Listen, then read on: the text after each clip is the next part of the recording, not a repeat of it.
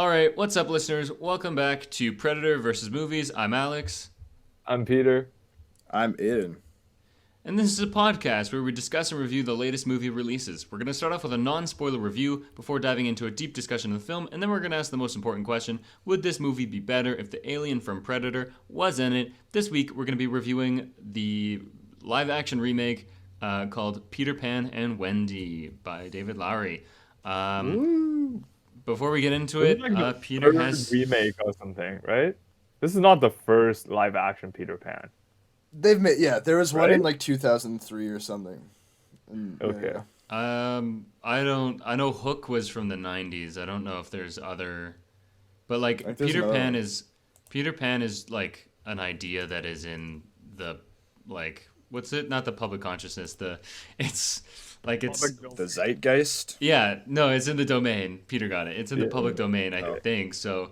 Anyone can do it, which is Oh, why yeah. like Disney doesn't have like they're not the only one who can do it. So that's why Okay. this isn't the first live action remake, but it's Disney's, as far as I know, it's Disney's first live action remake of it. That's I could be crazy. wrong. But before we get into that movie, Peter has some news for us. Yes. So the CinemaCon happened this past weekend, and there are a lot of exclusive looks that got shown off during the convention itself that the public didn't get to see. So there was like a new Dune trailer, there was a flash screening, etc., etc. But what we did get is a couple of new pictures, new looks from the Dune movie, and they look amazing. They kept the vibe and the costume, the amazing costume and set design from the first film, and they're going to carry over to the second film. And we're going to see a bald Austin Butler, which I know Aiden's very excited about. Hell yeah. Yeah. He's I want him to definitely be his in favorite Elvis. actor. I want him to be in Elvis voice for the entire movie, actually. Oh my god! Use the That'd be voice. awesome. Mama. But Yeah, they're yeah, very like excited like about from it. Dune. Nice. Yeah. Yeah. Yeah. And Were there are a some lot of nice actors. pictures for sure. Yeah, nice pictures, and also there were so many actors coming out and saying that the Doom 2 is gonna be much better than Doom 1. Yeah. I guess the only thing, as someone who's read the book, the only thing that I'm wondering about, like, we've talked a little bit about, like, how are they going to do this? I feel like what I'm concerned about is that Dune 2 has been described as, like, oh, it's like this kind of war epic, like a lot of battles. But, like, if you've read the book, the way the book goes is it's like one chapter will end with them being, okay, we're going to battle these people. And then the next chapter starts with, okay, so we battled these people and taken over all of their encampments and we won. And like it never like showed, like the battle is almost never part of the book, so I'm wondering how they'll do that. Absolutely, I think the book is much more about Paul's like psychological and like almost like how he is sort of battling his own consciousness because he has this ability to exist in multiple, well, I don't want to say exist, but like experience multiple points in time all at once, and how he's sort of using that ability to both manipulate, I like to say, and also take control of the entire galactic empire. So Yeah. it's very interesting, because like Paul is no way portrayed as like a perfect hero protagonist in the books. No. And I would love to see, because in the first film very much following Paul as sort of like, oh, okay, he's the main guy, we're rooting for him, but like in the books is much more about how even though he's portrayed as a protagonist, he's not necessarily a good guy, and I want to see that Yeah. transition happen. Yeah, in I'm the excited for that movie. too. Yeah. Yeah. Cool. Very cool. Also, Florence Pugh is in it. Nice. She sure We is. got some trailers. Yeah, we got some trailers this week. First up, we have a trailer from Taika Waititi's latest film called Next Goal Wins, and it follows a team of rugby players being no. There's something about Soccer. rugby. Is it I rugby? think soccer. It's Yes, soccer. Soccer. I don't. Yeah. Yeah. I don't know why I thought it was rugby, but it's America Samoa's soccer team, and they're really bad. And then Michael Fassbender, who's a good coach, I guess, is like exiled there, or like that's the only job he can get because something happened, and he has to train these losers into winners. Hooray! It's one of those stories. Yeah. But I don't know. Twitter seemed to be very against it. I think Taika Waititi has lost favor in the public eye Yeah. a bit for some different reasons, but I, for one, actually thought the trailer looked really good. I can't lie. I'm excited. I will hold out judgment. I mean, like I even disregarding Marvel, like I find Taika Waititi's filmography a little spotty. So like some movies I love, some movies I'm like I don't know about this. So yeah, I don't know. I'm holding out judgment.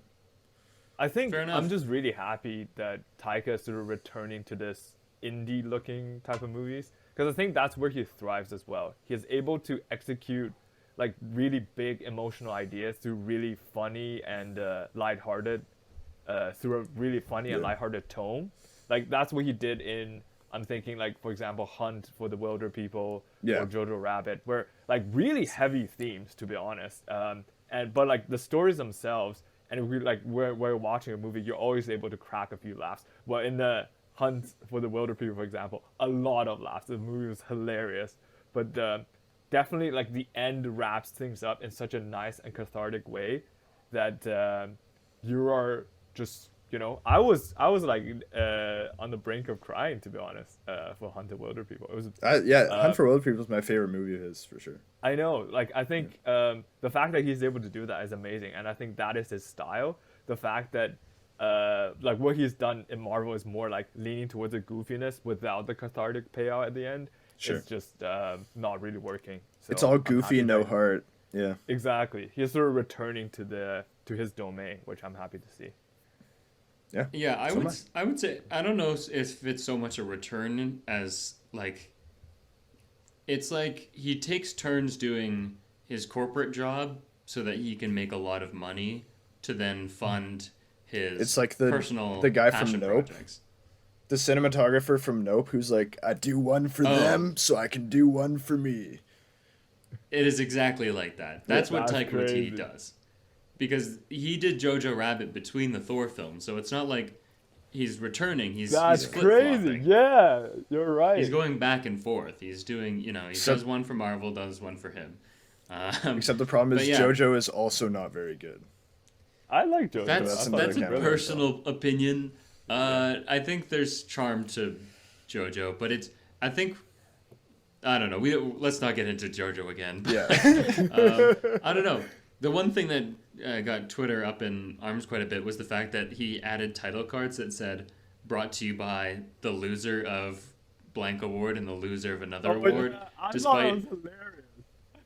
despite him winning an award for Jojo Rabbit. He said loser of Best Picture for Jojo Rabbit, despite him winning Best Adapted Screenplay. Yes, that's what he that- won, Why would right. I understand, but also like I think kind of the point is like the movie is about a team of losers, like the soccer Yeah. team that is so bad and they're like some crazy loss, like they lost 30-0, like so bad. Yeah. So like I think that was the idea, was that it's a movie about losers by a guy who lost some things. I don't think it's not that deep, guys. That's my reading. Yeah, some of the things Agreed. that film Twitter gets mad at are really dumb. Like I don't know why you'd Agreed. care about that beyond whatever. If you don't, I don't know. I don't know why you care. Yeah. Another trailer we got this weekend from CinemaCon is the third film from the Hercule Poirot franchise by Kenneth Branagh. Now, I'm not by any stretch a fan of these movies. I saw Murder on the Orient Express and I barely remember it. It was all right from my recollection, and I chose not to watch Death on the Nile. But I have to say, and now I'm the only one who's seen this trailer, so I'll just monologue for a bit, I guess. But this one has actually got me a little bit intrigued, for the sole reason being that they're doing like a horror movie version of the detective story. So there's kind of like, what do you, Peter? I'm curious. What are you going to say right now? I watched it. Oh, you did watch the trailer. I thought you yeah, said you yeah, didn't. Fucking liar. Yeah, during at the start, I was like, hey, why not? I would just mute the trailer and see what's going on. I think it's a cool take, because I don't know if this is based on anything. I don't know if they're basing certain it it off is. a book or. They're all based It on is? books. Yeah, Okay. they're Agatha Christie books. novels. Yeah. I think it's cool though. I think like it's really interesting when they mix some like supernatural-esque elements into detective stories. That's like sort of the vibe that like Sherlock Holmes, before he solved the mysteries always seem to be just like, there's no way this is happening in real life type of vibe before he like solved it and sort of got into it. And I think that is like the type of mystery. It's like Scooby-Doo. That's the sort of mystery that captivates a lot of people. I think it's like, because like there's no way you can. I feel like Aidan, you probably won't like it because like it's really hard to figure it out as an audience member. But I think when the detective is solving it and explaining it to the audience, it's really fun, in my opinion. I have a question. Why would Aidan not get it? Is Aidan dumb? No, are you calling Aidan no, dumb? I'm saying he doesn't like that style, because I remember when we were talking about Glass Onion, you like it when you're able to figure it out with the detective instead of just detective spoon feeding the information to you. You can still. Well, my problem with Glass Onion is that like there's just an entire twist that is just like okay, whereas like what you're describing, like in Scooby-Doo, where you're led to believe it's supernatural, like you can still guess like, oh, I think it's actually this. You know what I mean? Yeah. That's not a problem. But yeah, like I think style-wise, it's really neat that they're branching out. That's really what I just wanted to say, because the first two are, as far as I know, very similar. But this one, it seems they're going for a horror vibe. I think it's very clear that there will be rational explanations. But it's also cool that it stars Michelle Yeoh. She's going to be kind of like the person who summons the character from the dead, is the idea. The last trailer we're going to talk about today is the new trailer for The Flash, coming out this summer. I'm going to give my hot take. Oh, actually, first I'll say is we got reactions. People have seen the film now. There was a special screening at CinemaCon, and the reactions were largely positive. There was a lot of people saying, greatest movie ever. There's maybe some weak spots here and there, but overall they loved it. Now, my hot take, maybe not super hot, but I think that these people are lying or dumb, and that they're just like they packed a room full of people who were going to react positively no matter what they were shown. So I have a feeling that this movie is going to be bad. Not even like mid. I think it's going to be so bad. Maybe not Ant-Man levels, but like... No, it won't be that bad. Ant-Man is like a treacherous low. Ant-Man is a new low. But like the final battle on an open plain looks like complete garbage. Yeah. And like, the stuff they're making Michael Keaton say... Oh, dude, when the line where he's like, so let's get nuts. I rolled my eyes so hard. Because, do you get it? That's the thing. That's the line. I know that line. Do you know that? I know that line. That's from the other thing. Like, yeah, I saw a tweet that was like... He's trying not to roll his own eyes while he's saying yeah. I saw a tweet that was like, this movie's going to be great for people who recognize things. And I think that's going to be... Like, that's true. It's the jangly keys movie. Yeah. It's like, hey guys. Yeah. So many of the shots look like they are Injustice cutscenes. They are cutscenes from the Injustice mobile game. That's what some of this looks like. It just, I can't imagine this movie being any good, but like Warner Brothers just has so much riding on this movie financially that they have to pretend they're basically manifesting a success. Like they're just trying to like bluff their way forward. Like, oh, Tom Cruise loved it, you know. It's also supposed to like reset the DC universe, right? Like it's their way forward out of the mess, I think. So which is also so dumb, because just hard reboot. You don't need a reason. You don't need it. Just be like, we're done with all that shit, and just you don't need a movie that is what is essentially a PR statement. Just say what is canon and what is not. I don't need a bad movie to do that for me. James Gunn, just tell me, you know? I don't even fucking care. Peter, what did you think about this trailer? Are you into the jangly keys? Yeah, I'm a different take, and I wasn't even that invested into the Keaton Batman. I think I've seen one of his films. To be honest, I think I want to stress how important this movie is. Like, this movie has gone through hell. Like, the director is honestly not bad. I think he's the director of It and It Part 2. Yeah. So, like, it's not a bad director. But, you know, you have a cast member that's just, running a cult and have no idea I have no idea what's going on with Ezra Miller right now. So already really terrible PR. This movie has been on pause multiple times and like just struggling to get through development. And now they've finally developed it. This movie is positioned after two pretty major DC flops. One is like just a straight up flop in Black Adam, and then the other one is a critical win but a box office flop in Suicide Squad. So like DC needs a win, and this is a movie. Shazam! You've forgotten the last movie that came out. Well. That one also bombed. Yeah. I mean, hey, that one bombed even harder. That one. No, I think. Like I was watching. Sorry. What's up? No, I was saying I was watching Mr. Sunday Movies, the two Australian fellows, and love that. They pointed out like the last like 5 canon DC movies, like the ones that are DCEU, right? Have all bombed. Like it's like Shazam 2, Birds of Prey, like way back, the Suicide Squad, and the Black Adam bombed, and then there's one more. Wonder Woman 2 bombed too. 1984. Yeah, so DC really needs a win right now. And like dude, I think I really love the DC universe and the characters. So I'm hoping this one can pull through. But what a movie to like put all that pressure on. And I hope it's good. Like I never want a movie to fail unless like the movie just like, a bunch of assholes like making it or like doing it. But like what movie do you think The Flash is? You're describing The Flash. It is. There are a bunch of assholes making this movie, or there's one particular one who's the lead star. Yeah, no, and like the allegations, like to not beat around the bush, the allegations against Ezra Miller are also horrifying. Yeah, like, pretty serious stuff. Yeah, like it's really. All I'm saying is, hey, I never root against movies. At least most of the time I don't root against movies. But this movie has a lot of writing on it, has a lot of pressure. I hope it's good.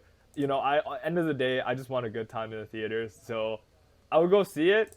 I looked at all the trailers. I think it's looking good. So I hope it's good. That's all I'm going to say. Man, that's where you and I differ. I do root for movies to fail. I root for this one to fail specifically, and I will not be seeing it because that is my boycott. I don't think it'll be good. But we did watch a movie this week, and we'll tell you what we thought about this one. Aidan, what movie was that? So we watched Peter. Is it Peter Pan and Wendy? What's the actual title of this? Peter Pan and Wendy.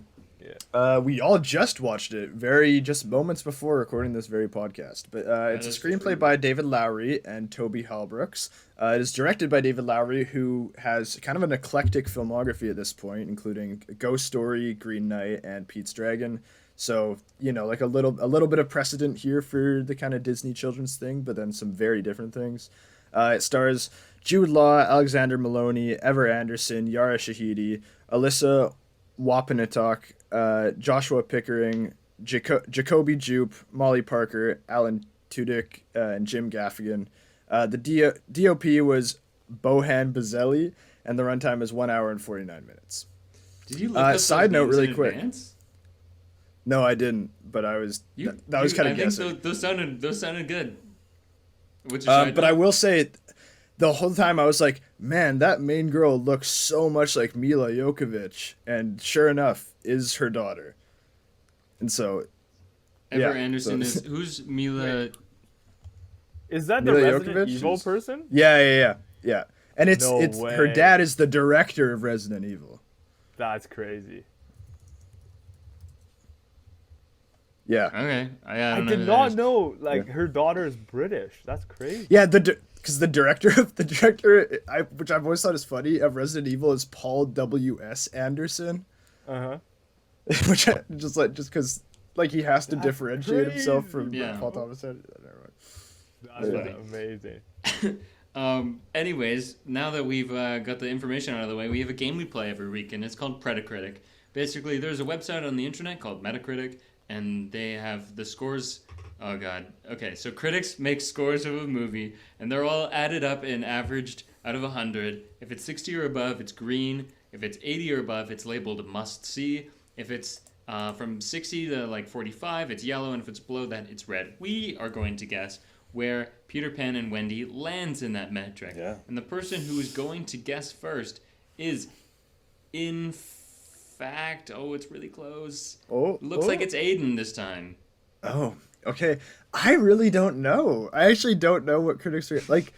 I can tell you I was not a big fan of this, but I don't think it's like, in terms of kids movies we've watched recently, much better than Mario. I will say that. I will say better. the same blatant disrespect for children that is pervasive in Mario is not present here. I think they cared about what they were making to an extent in this movie. So I will say that. But I also don't think this is a great movie. I would probably put this in like a low 60s because I just think it's meh. So I'm actually just going to slap on a 60. No, actually I'm going to go even lower. I'm going to go 57. Interesting. This will be interesting. Next up, it looks like it is Peter's turn. I swear to God, Alex rigged the wheel every time, so he goes last. I don't think he often almost does. never go last. I am actually spinning a wheel. Oh, really? Yes. This is a really What do you hard think I'm one. waiting for? Yeah, I really- I have the li- wheel is a hoax. Because I think I remember seeing a good Rotten Tomato review. I think it was around the 70s. So I'll go 60. I'll go 60. Okay. Yeah. Just 60 plain. Okay. Yeah, That's what I was going to go. I think it's about where you guys are, but I do think it's going to be better than that by a margin. So I'm not going to be wild and guess like I'm going to play it a little safe. I'm going to go with 63 because I think it'll be above 60, but I don't want to be cheap and guess 61. So that's It's my not cheap, guess. it's just smart. Yeah. Well, I want to kind of follow my heart, and I actually could have guessed my real guess because I still would have won. It is in fact a 65, and the score in my head that I was thinking was 67, so I would have still won regardless. Aidan, that doesn't mean you lose this time. Does mean I lose. In case you didn't realize. But before we get into that, we are going to start with our non-spoiler reactions. So I'll go first. So I watched this morning on my iPad. And yeah, it was... But how movies were meant to be seen. Yeah, nice. Yeah, no, exactly. I mean, when you release it on Disney Plus, like, clearly that is actually how you want me to watch it. At least it wasn't my No, phone. on a TV. Yeah, you're right. You're right. I am not where I usually reside. So I know. I understand. My options are a little limited this time. I would have watched it on the TV, but anyways, yeah. So this movie it's not terrible. Like, I think 65 is a pretty good margin for where it should land on Metacritic. It's just kind of like, okay, whatever. It's probably one of the better live action remakes. I can't think of any other ones that I like more than this. It's missing something. There's not the heart that it needs. It is trying, and I'll give them some credit for that. I think they do some interesting things.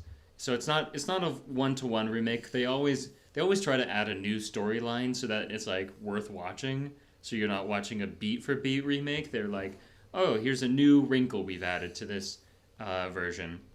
So they do that again. And I kind of liked the wrinkle they did. And I think the way they ended it based on that wrinkle was really nice. The movie is sometimes nice to look at, but also not really. It's we will get into it more, but there's this thing about like the live action remakes in a lot of movies these days where they're going for realism, and it means that the movie is desaturated and lacking in contrast, and it just looks so fucking ugly. And it's like I don't want to watch realism. This is a movie about wonder and imagination and never growing up in like this mystical land called Neverland. Why does it look so boring? Why does it look like Canada? Like, it's just like I can go outside. Yeah, I was gonna say it looks like Nova Scotia. Well, that's because which what is it is. Beautiful, but yeah. Oh, it is. Yeah, okay. It's filmed in Newfoundland. I was gonna okay. guess Scotland, but Which is it was beautiful. Newfoundland. It is beautiful, but it's like It's yeah. beautiful, but it's not like your wildest dreams, you know? Right. Like it's not the magical place of Neverland, and so it's just lacking in that magic regard. I think Jude Law does a really great performance. I think the score was surprisingly good. David Lowery does a pretty good job, and there's some neat visual things he does. Also, I feel like he's showing off a little bit, maybe not necessarily too much for this, but like he does some interesting things for a movie that is basically a corporate job. So, yeah, I think I'll stop there. But yeah, it was just kind of like, fine, whatever. Not the worst it could have been, but far from exciting. So that's how I felt. I think next closest was Peter. So what did you think about this movie, Peter Pan? So I originally was gonna give it a much higher score, but then I just found out from you guys that this movie is directed by David Lowery, and oh my god, how is this a David Lowery film? Like, this is just I know, right? an abomination of a film, in my opinion. There were so Really? many, like, Wow. dude, the fact that it's from David Lowery, this is an absolute abomination. Like, Green Knight, I didn't enjoy Green Knight, but I really appreciated the unique takes he has on classic fairy tales. Also, that movie looks incredible. And the Yeah, movie it looks looks so incredible. good. Absolutely, you know? The guy who did Green Knight did this movie. Like, I don't know what to tell you. Like, this is just straight up shite. You know what I mean? There were so Really? many. There were a lot of things that he was reaching for. I can totally see that, but that never got executed. Whether it's due to Disney execs blocking it, or like him thinking it's not suitable for a movie aiming mostly at kids, is like, I have no idea what's happening in the background. But there are so many things this movie tries to do to actually make it an interesting and modern take on the Peter Pan classic story that could have made this movie so much better, that just did not go for it. Like, they've clearly had some setups, and there were some things that the movie alluded to, but they never explored that. And I'm just so disappointed in that. And also, the movie is incredibly boring. A lot of David Lowery's films are slow burns, but I never really found them boring. Like, they were often intense, or like, I really want to find out what happens next, because I genuinely have no idea. But this one is just so predictable and so boring. Like, I know most of the time what will happen next, and the ending is so incredibly dull that I just lost interest halfway through. And like, I saw the ending coming a mile away too. So I don't recommend this film to anybody. I think this is another failed live action execution by major corporations. I think there's at the point that you have to realize that there is some like cartoon goofiness that simply does not translate to live action, and in order to adapt something that originates from like a cartoon or animated medium, you need to make changes to make it work in a live action film. Like, it needs to stand on itself as a good film, as much as it's a good film because it's based off this, cartoon or animation. So honestly, I was gonna give it 2 out of 5. I'm now giving it a 1 out of 5 because I just found out it's by David Lowery, and I would not recommend this to anyone. Wow. I never would have expected Peter being the biggest hater of this movie. This is fascinating. Yeah, that's awesome. I do want to ask Peter. Welcome to the club. Welcome to the hater club, Peter. Welcome to the hater club. I do just want to ask Peter, have you seen other adaptations of Peter Pan before? I've seen the original, like I've seen the cartoon. Okay. And we seen the school play, the prequel to Peter Pan. Yeah, I don't know if you remember. okay. Yes, I do. That's yeah. But that's about it. I think that's the 2 piece of Peter Pan content I've consumed. Okay, fair enough. And of course, I know the story, so. You haven't seen Pan with Hugh Jackman? No, I've not. Do you guys remember that? That was a thing. I should say I forgot to add my score and recommendation. I would also not recommend this. I think my score would probably be a 2.5, maybe a 2. I don't know. I think 1 is really harsh for a movie that is better than it could have been. Like, being pretty familiar with some of the other live actions, those are like really bad. This one was not in the the dredges of what some of the other shit is. So, yeah, that's for me. Aidan, I will say before I get into it, I remember I saw it a long time ago. Like I saw when it came out, but I remember somewhat liking the Jungle Book one. And I don't I couldn't tell you. Like that one was okay. But so I'll give context. I know like very little about Peter Pan. I've never seen anything Peter Pan prior to this. Oh, okay. I was familiar, like obviously I'm vaguely familiar with the story, but like I am more or less approaching this with fresh eyes. So yeah, I think that this movie is honestly kind of hard to look at a lot of the time. Like I actually found myself like kind of recoiling a little bit, like just like stop, go away, like cut to something else. I don't want to look at this. And I think that the realism is there's a point in the movie where I was like, is this intentional? Like, and we'll get into it, but there was a point where I was like, I actually do think that there is some motivation behind making it realism other than just like we're making a live action, that's what we're gonna do. But I still think it could have been implemented a lot better. I do think that this story is predictable, and there are also things that like just feel like they're mistakes. Like, and it's like really weird things that I feel like shouldn't make it into the final cut of a movie. Like, I don't know if you guys noticed, like the color grading is like different between scenes, sometimes even within the same scene different shots are color graded differently. Yeah, like when they go to a wide, it's color graded differently than I caught that. It's also it'll be like between different characters, and it's like sometimes the contrast is really high. Like it's clear that they've artificially boosted the contrast a little bit, because like you look at people's faces and it's like it's really strange. Like I think this movie's like a really strange thing to look at. But there are like occasional things where I'm like there's one point where he busts out a tilt shift lens, and I was like, okay, sure, I guess we're doing that. There's another like very split second dolly zoom in this movie. Like, what's good? It's like, okay.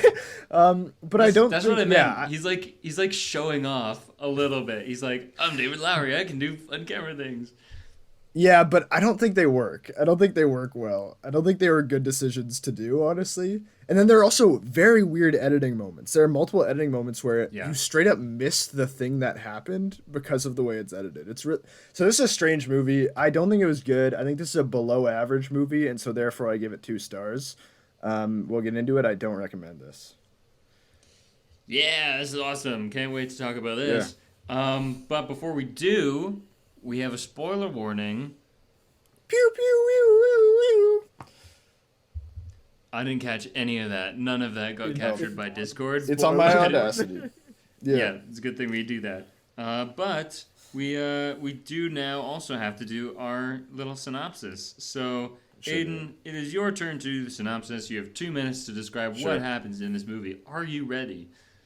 I am ready. All right, here you go. 3, 2, 1, and here we go. Okay, so we start off with Wendy and her 2 brothers living in London.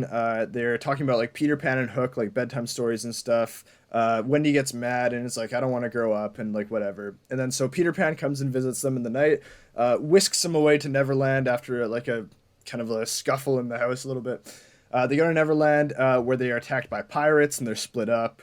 I'm already blanking.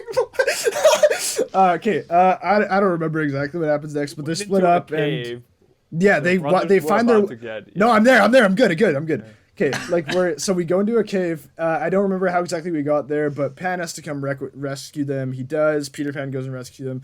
They go back to like the Lost Boys hideaway. The Lost Boys are like the people who live there. They talk about how like Captain Hook, the leader of the pirates, actually like was friends with Peter Pan. And he was banished, like he left and he came back and he got old and now he's cringe. And Peter Pan doesn't want to grow up, and he's like, you shouldn't like your mom, idiot. Stop liking your mom. And so that's his thing. He gets killed sort of briefly. Hook comes and kills him and captures all the other people. They go to the pirate ship, and then there's a princess who also lives on Neverland who comes and like revives him, and then Pan and the princess go to save them. But Tinkerbell also like gives Wendy some magic, so Wendy's also kind of doing it. So there's this big scuffle fight on the pirate ship, and it ends with Hook like kind of dying, but turns out he didn't die. Falls into the water. All the kids go home. But then once Peter Pan gets home, he's like, "My mom's dead, dude. I hated my mom for so long, and now she's fucking dead." And so he goes back to Neverland and reunites with Hook, and they're like probably gonna be friends now. That's what's up. Hooray! Yeah. Good job. And under time, Oh my nice. God. That's pretty well it. I mean, there's. I guess we could also say like there's a crocodile that ate. Well, first of all, Peter Pan chopped off Hook's hand, which is why he has a hook hand, and then the hand that was the hook, or that the hook became the hand. That hand was eaten by a crocodile, and also a clock as well was eaten by the crocodile, and Captain Hook doesn't like that crocodile.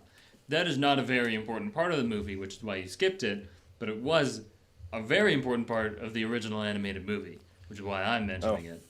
But yeah, I think you got most of it. Anything else you want to add, Peter? I think that's about all of it. There's this one part about Wendy is about to get sent to boarding school and she doesn't want to go. I think that's about everything. Yeah, that's her thing. She doesn't want to grow up in the beginning. Yeah. Yeah, Cool. yeah, basically. Yeah. Cool. So let's hop into our discussion. So first up, Let's do it. I have a point called the remake look. Now that's not exactly true. It's not necessarily just for the remakes, and not all the remakes look exactly like this. Recently, the top of my mind is Cocaine Bear, actually, which was not a Disney live-action remake by any stretch of the imagination, but also had very similar problems, which is a general look of desaturated colors, so they look more gray than colorful, and low contrast, which just means the difference between the brightest parts of the image and the darkest parts of the image, there's not a lot of difference because everything is pretty well not bright or not dark. Where the opposite, high contrast, would be the darks are very dark and the lights are very light. So this is low contrast. And this is kind of the look it's going for. And this is especially a problem in night scenes, which Cocaine Bears, did you guys see Cocaine Bear by any chance? Yeah. I saw it. Cocaine Bear's night scenes are maybe the worst I've ever seen in a movie. They look pretty bad. They look atrocious. It is so hard to see what is going on. It's just blue, low saturation garbage. Yeah. It's not even fun. Low blue. contrast. Like you can do like the blue moonlight thing in such a fun way, but Yeah, but it has to be blue high contrast because that's what makes it like dynamic and interesting to look at. So, anyways, I'll stop talking about a different movie, but this movie has that look for the whole time. They're going for this. It's part of the trend of realism. Movies have been trying to look more realistic since, I guess, kind of like the 90s was the last time it was like there was kind of like lots of colors and stuff like that. And it's been more of like a 2000s and later kind of trend. especially 2010s. Yeah. Especially 2010s, yeah. So I hated this. Aidan, I bet you have strong opinions, particularly as a DOP yourself. Yeah, I think this movie looks bad. It's also like the sky bothers me so much in this movie. So the sky is like blown out. Like the sky isn't blue in this movie. It's like they were shooting towards the sun very frequently. And so as a result, in most shots, the sky is this kind of like blown out grayish white thing that they've clearly just like toned down. And that's what I mean where like I found that hard to look at. Like, because it's just this like super bright sky, but the image itself isn't that bright. And so it's just like it like this weird incongruity. I think that the realism is such a weird choice in this movie. And then there was a point where Wendy and Peter have a conversation and because you're right, like when they first get to Neverland, it's like, there's literally a line where Peter's like, "Is it everything you ever dreamed?" And I was like, "What? This like island? Like what do you mean?" Yeah. Like, but then later they're talking, and Wendy talks about like, well, yeah, this is real. Like it's not a fantasy. And I was almost thinking like, is this intentional? Like is Neverland supposed to be like kind of a letdown? Whereas like as soon as Wendy gets there, she's like, "Oh, okay, never mind. This is just like an island or whatever. Like I don't really care about this." Because there's no point in the movie really where Wendy is even on board with with Neverland. Like as soon as she gets there, she's like, "No." But I still think even if that's your idea, you can still do that in a much more engaging way, and you have to showcase that a little bit better. There's also this weird, just on the point of on the point of cinematography, like there's this like floating camera thing, like the camera can't see him. A movie that I think what? Keep going. Get your point across. Sorry, we're But doing like hand signals. yeah, Sorry. oh well, yeah. I mean like yeah. So and it's just I don't think it looks great. Sorry, I'm kind of derailed now. Yeah, I'm sorry. I think a movie that this actually reminded me of visually a lot was the Les Mis movie. Like I Yeah. think it's a very similar. It's like a wide angle, like often wide angle lenses in this like kind of real environment, and I didn't necessarily mind the wide angles, but it was strange. What were you gonna say? Yeah, just kind of agreeing with you is that Neverland is like this dream island, and I can remember the in the original movie, like it does look like a dream island. It's lots of colors. There's the rainbow that goes around the whole island. There's like palm trees, and I guess it's part of that idea of like, well, if there's in the indigenous people of Canada there, like there wouldn't also be palm trees. That doesn't make any sense. Or like like you have to have it like a real island. It has to make sense Yeah. because or all these different like climates, I guess, or like whatever I don't know what you call those, like temperate forests, like that kind Yeah. of thing. Like it has to be one kind of climate zone, and it's like, but it's a dream. That's literally the whole Yeah. point. Why don't you make an island that looks nice? Even when they recreated the rainbow, it doesn't even look that enticing. It's Yeah. Because so I think you can do, and to the point where like if they wanted to make it so that's the point, that it's like she gets there and it's like, oh, this is real, and it doesn't feel right because it's not a dream, and she immediately like you can still design the island to be fantastical and then just shoot it in a realism sort of way. Like this movie uses the wide angle lenses and a lot of movement to give this like feeling of immediacy, like you're kind of like ground level and like there with the film, and it's like I don't know if I agree with that decision regardless, but if that's what you're going to do, that doesn't actually stop you from making the island visually fantastical. You can still film that in such a way where it's this fantastical thing that we're seeing from like a ground level immediate perspective. yeah. Peter, did you have any problems with the look of the film? Same takes, right? Um, Honestly, the fact that they're okay with using like sparkly stardust for Tinkerbell, but no colors for the island is kind of weird. Because it's like you're already committing to one fantastical concept. Why not just full commit? I think that's just one of the things that I was talking about. Like when you're translating things into live action, there are certain things you need to take into consideration. Like these movies are magical because of certain things, and if you're missing that, then either full commit in the other direction, like Aidan said, like what if it's not supposed to be magical, or, you know, be like the original and give us the fantastic look. So Yeah. agreed. I've also, on the visual point as well, just while we're here, I've also realized that an essential component of film language that, and I think this is just a personal thing, that whenever it's missing, I always am like really taken aback, is that when there aren't extreme wides of an environment, especially when we're in this, like there are some when we first get to Neverland, but then we kind of stop using them, like generally speaking. And I think like there are things that I really need, because in this movie I constantly felt like contained, and I felt like the space in this movie was really strange, especially like there are times where they're walking along the path and they're talking, and in their singles and in the two shots and whatever, I can't really even tell where they are.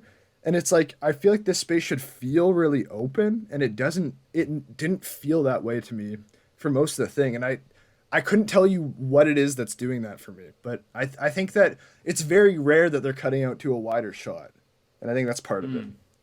I don't. Yeah, that's interesting. I bet that the reason would be just hiding things. Like this is, Yeah. it's probably their film. But that's what it feels like. It feels like they're hiding things. Yeah. It feels like they're hiding things. That's totally fair.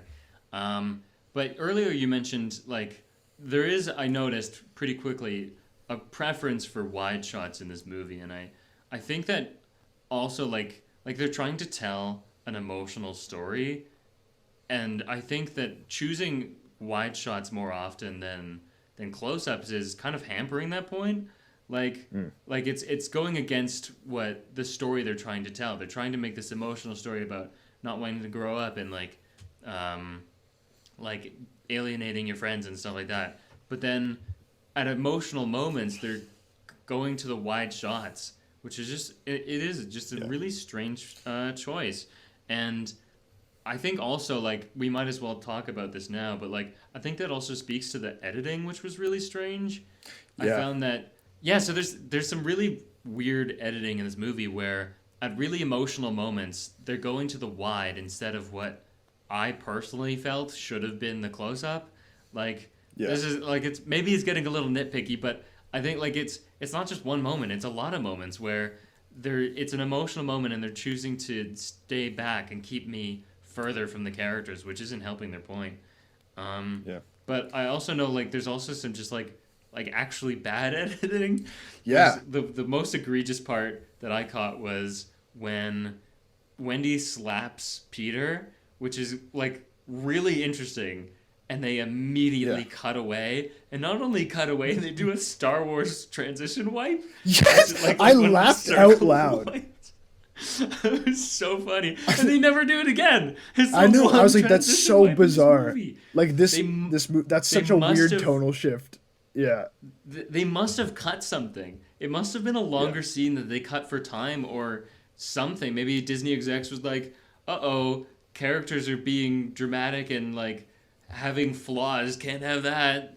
That's my guess. Yeah. Because that was like the most interesting part of the movie. Not really, but it was the most interesting it had been for a while, where Wendy is having a conflict with Peter, and they decide to cut at the moment of climax, and cut away so that we resolve that off screen, sort of. And when we cut back to them, they're just walking away.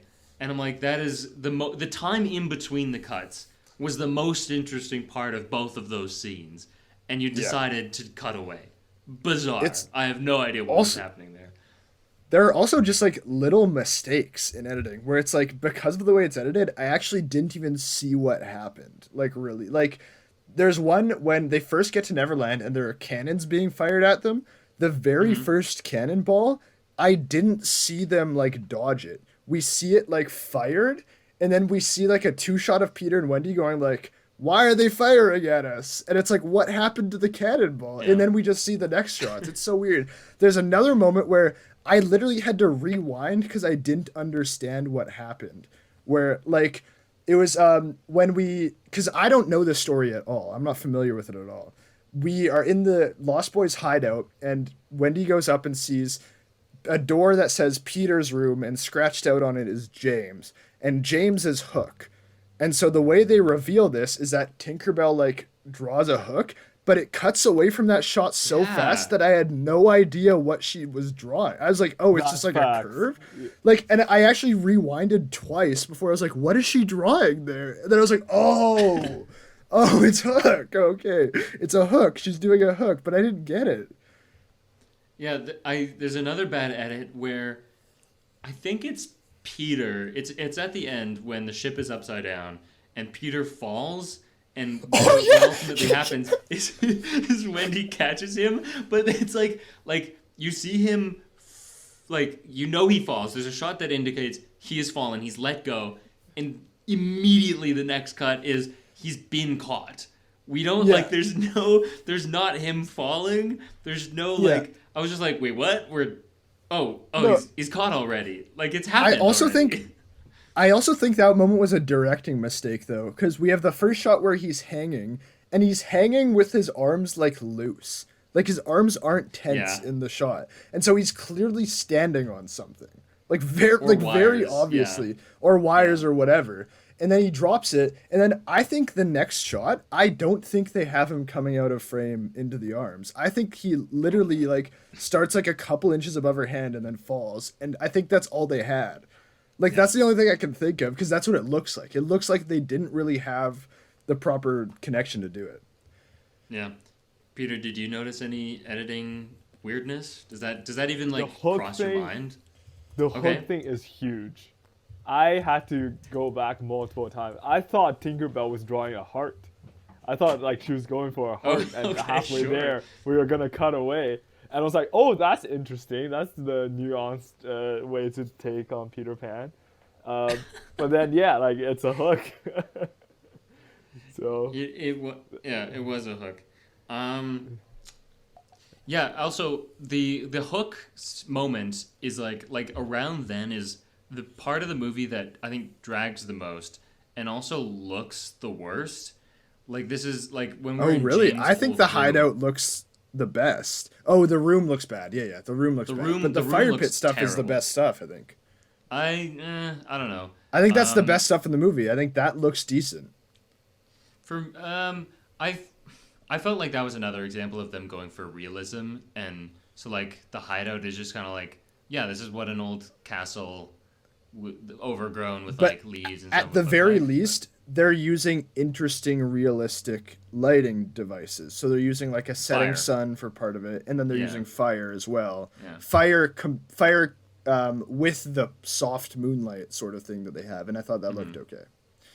But yeah, it's that moment where he's up in James's old room, and it's just like this is just darkness, like low contrast. I can't see what's going on.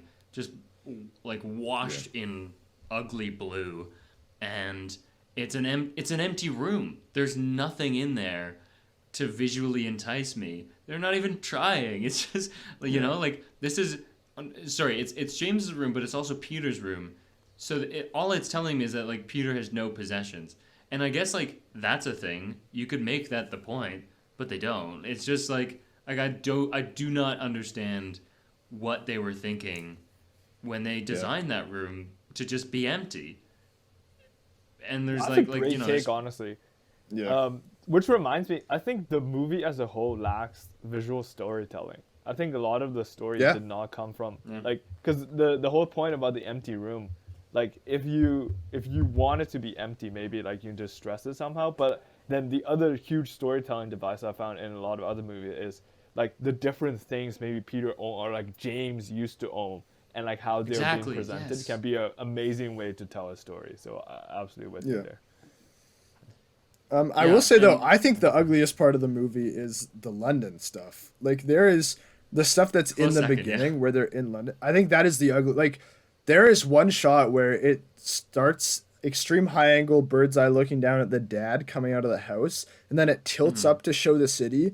And there are a solid 3 seconds where you cannot tell. You know what you're looking at because logically it has to be the cityscape, but you cannot tell what you are looking at all. It is just darkness, and it's just like a padding shot. And then it goes on to this cityscape that looks so gross. Like, yeah, I thought that was the worst part for sure. Yeah, and also I will say the other two issues I had with the low saturation are in London. They do carry on through the rest of the movie, but it's where they're introduced, so I might as well bring it up here. There's two things that are like actually they're the parts of the original movie that are probably the two ends of the spectrum of contrast. There's the shadow, which is a like almost a character of itself, is a part of like the Peter Pan mythos, the lore, whatever, but it's a movie with low saturation, so you can barely see the shadow most of the time, and it's like, what shadow? What are you talking about? Yeah. There's no shadows in this movie. It's all nothing. So that's a real stupid flaw. And then the other one is Tinkerbell. She's supposed to be like a glowing being. And Yeah. because it's this trend of realism and apparently there was an interview with David Lowery, and they were like, "Why does Tinkerbell not glow?" And he's like, "Oh, it doesn't make sense. Like, where's the light coming from? Where's the source?" And it's like, and someone else said this, but like that's CinemaSins thinking, like not like that's it's a fantasy. Yeah. It's a fantasy world. The lighting doesn't necessarily need to be motivated, or But also, Tinkerbell is that the light would be source. motivated. Yeah, Yes. that would be motivated lighting if they did it. And Yeah. also, it's crazy because sometimes they do make her Yes. a light source. Yeah. Like when they're looking Yeah. at her, their faces light up with golden light, and then when it cuts to a shot of Tinkerbell, she's not glowing. So it's Yeah. like, what is lighting up their face? Because it's not Tinkerbell. There's no Yeah. light coming off of her. She's almost like the opposite. Like it's so crazy that there's no light. It's making me exasperated, so I have to stop. But like, Yeah. it's so weird. Why do they do this? But other things that David Lowery does is camera stuff, and there's some fun camera stuff he does. This is a terrible segue. Before we move on to camera, Sure. one visual thing I want to add. Like, one of my favorites in this movie actually happened very, very early on when they were flying through London. I thought Through it the was clock? really cool how they flew I forgot about through this. the Big Ben. And this sort of like the whole sequence where they flew through the Big Ben and then they arrived at Neverland. That sequence was cool.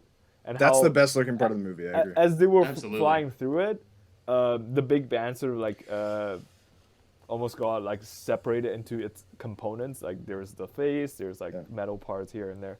I thought that was a really cool sequence, but just wanna. The Big Ben thing was whatever. It was when they go to the sunken place from Get Out. It's that moment where they're like floating through darkness, backlit, that I was like, this looks good, is a new idea because that's not part of the original. And like, I don't know where that energy came from because it's nowhere else in the movie. And I was like, wow, you did something. The shadows are shadows and the light is light. I will say, Congratulations, you've got a nice shot. My favorite shot in the entire movie is when they go through Big Ben, though. They have kind of a low angle, somewhat profile wide of it. Like, they go through, it's after they've gone through, and there's like this weird light kind of coming off of Big Ben, and we start to see like the portal or whatever. And it's actually a sick shot. It holds for like 2 or 3 seconds only, but it's like, I think it's the best shot in the movie. And then it cuts away, and then we're in second place, and I was like, oh, okay, so I literally at that point in time I was like, oh, okay, so it was like intentional. Like London looks like shit because it's like drab, and then we go to Neverland and it's gonna be all like wah, but nope. Mario, they're going to the Mushroom Kingdom. Yeah. Wahoo! Yeah. But also, like, if they were trying to make London look drab, there's a difference between making it look drab and making it look like shit. Like, you can make drab cinematic, and they did not do that. It just looks bad. Oh, here's something. The movie opens with a oneer, and it's an interesting choice. I don't think it's the worst oneer I've seen. I think there's a couple shots they stitched together in it that work on their own. Like I like the part where she's climbing the stairs. I thought that was a fine shot. But they're going generally for a floating camera in that scene. I'm curious, Aidan, what you thought about that scene. I did not like that oneer. I agree that I like this. I thought you wouldn't. Yeah. Yeah, I specifically like when she's going up the stairs. I actually do like that part specifically. But then like there's a weird moment where it tilts up to the ceiling, presumably just so that we can see the title card and so that they can cut. Oh, and then it comes right back down. It's like, it's really strange. And then it's just like this floating camera. I don't think any of the individual components of the shot are super well composed. And I'm also like, I'm just at a point where it's just oneer fatigue. Like it's not not necessarily good. Like you have to stage it really well. And yeah, I agree. And it's not well staged. And to the point where I think it's really awkward and it feels forced because it's hard to do a oneer. It's hard to do it well. But especially when the boys are playing with their swords and they're initially going up the stairs, it looks like they are slowing down because they need to wait for the camera to get where they need to go. And like it's this really awkward thing where they're running, but they're like fake running because they can't run at full speed. And it's like, just shoot it differently, and you don't have to stage it like that. You can just, like, you're working with kid actors who are clearly struggling with this choreography a little bit, or maybe it's on your end, maybe you're messing it up. I don't understand why so many directors nowadays are really obsessed with this oneer thing. Like, you can make a much more interesting scene if you don't do that, like, most of the time. Aidan, we can hear a cat, by the way. Oh, yeah. Oh, is that all you were gonna say? That's not my point. That's not my Okay. point. That's not my point. Okay. My point is, I absolutely agree with you, Aidan. I think oneers needs to be done with a purpose. Like, I don't think that oneer achieved anything. I feel like the point that they were trying to get at with the oneer is to give us a quick, rapid introduction of the family, and I don't think it did that. Like, I just picked up that, hey, we have a couple of kids, there's parents, and that's it. And I don't think that's when you use a oneer, and this is not what the oneer is supposed to be used for. It's also like it's often used to establish, like, I feel like the idea is established, like, oh, it's a family, and like they're playing, and they got all, like, it's like kind of the craziness of a family, but it's like they're in this dark drabby house. It feels cold and dead, like, and they don't feel like they're that lively with energy. Like, I think that Home Alone has a shot like this, where when they're going to, I think when they initially wake up and they're going to the airport, and like they've slept in, and so everyone's rushing around. I'm pretty sure there is a shot where everyone's kind of rushing around, and it holds on one for a while, and that works because it's like it's this high energy moment where everyone's scrambling, but like this is just like whatever. And I think that I think it's an unmotivated and bad decision. Yeah, and it's like you said, you have to compose it in such a way where every individual moment is a shot that is like you've put time and effort into thinking, like, actor blocking, and where in the composition with the camera.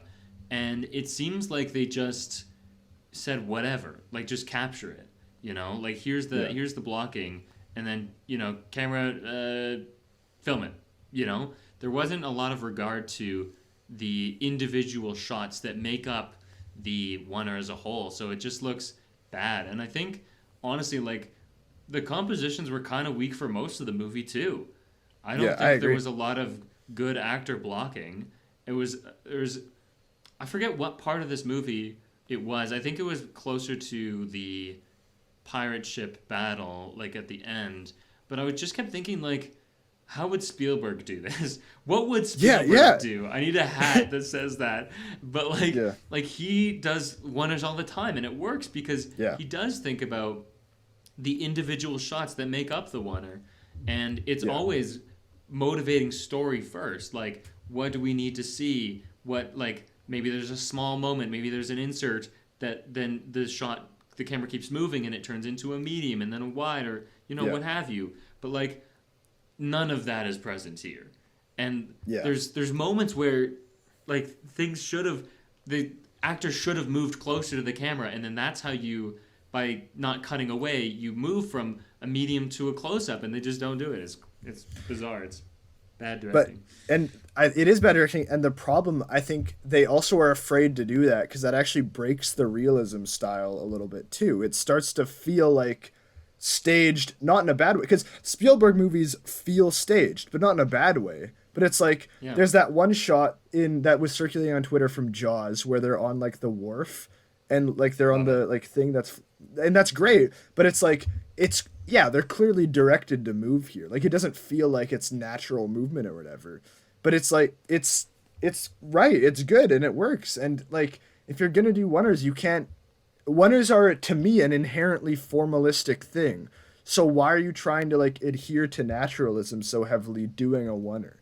Like, it's weird to me. Like, why are you afraid to break into formalism? I don't know. Yeah. And it seems that oneers are the trend. I think you kind of mentioned this, but I saw on Twitter it was a new trailer for the new Transformers movie. Didn't bother watching the trailer, but there was a clip of it that was circulating that I did see, and it's a oneer in what is probably the final action sequence. And it's, again, like, you didn't think about the shots. You're just trying to be like, oh, like, you're just trying to engage the film bro who doesn't know what they're talking about, so that they Yeah. can go, oh my god, oh they're doing a wonder, oh it's so cool, because that's something they've associated with cool and with good filmmaking. But that's not what it is. It's a tool, and you have to know how to use it properly. Another tool that David Lowery uses in this movie is the anamorphic lens. Am I right on that, Aidan? I'm pretty sure I got that. I don't know. I didn't notice specifically anamorphic, but it probably does. I noticed that they're clearly doing a weird thing with focus, and in some points they're using a tilt shift lens specifically, which is tilt shift again? For those who don't know, you know Game Night? Oh yes, like the movie Game Night. You know the shots where basically it's like part of the frame is in focus, and then peripheral parts of the frame or other parts of the frame aren't. Not necessarily based on the depth of field, but based on just where it literally is in the frame is not focused. The Social Network has a really like shot like this too when they're doing the kayaking. It's not kayaking. Whatever it is, the canoe. Rowing. Yeah. When they're doing that, Social Network uses it too. I'm trying to think of other examples, but often when things are trying to look like miniatures and smalls, they use a tilt shift, and they use it a few times in this movie. Are you thinking about, because I just watched Game Night, it's actually going to be one of my Predator picks. Oh yeah. Are you thinking about the one scene on the bridge where like we see the two vans and the city background is sort of like out of focus, and then the people on the bridge are sort of in focus? Maybe I can't remember specifically, but a lot of the like establishing kind of wider shots are a tilt shift in that movie. I remember that. It's the aerial shots because they look like it makes it look like a board game. Makes it look like a game. So cool. That's a good use of that. Oh, that's why. That's sick, actually. Okay, I didn't even think about the reason. I think it's an anamorphic lens. I'm not someone who's a master on this, but because the only reason I say that is because it reminds me of the Batman, which definitely used anamorphics. That does.